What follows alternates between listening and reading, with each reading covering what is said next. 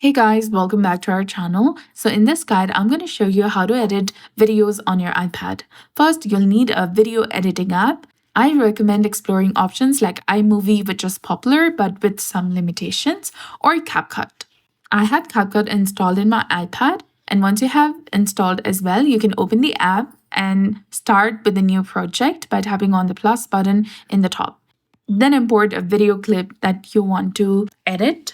If you add more than one clip or multiple media, you can select them in the order you want them to appear on your timeline. After importing, the clips will be shown up in the timeline, and you can select individual clips to edit them. You can shorten the clips, duplicate them, add effects, and make other adjustments as needed by using different services below. You can select the video clip that you want to edit, then tap on split to make a cut in between the media, and then you can delete or edit the clips as you like. There is also this section of effect and animations where you can go ahead and explore different options that you can add. And when you're finished editing, be aware of the CapCut watermark at the end of the video.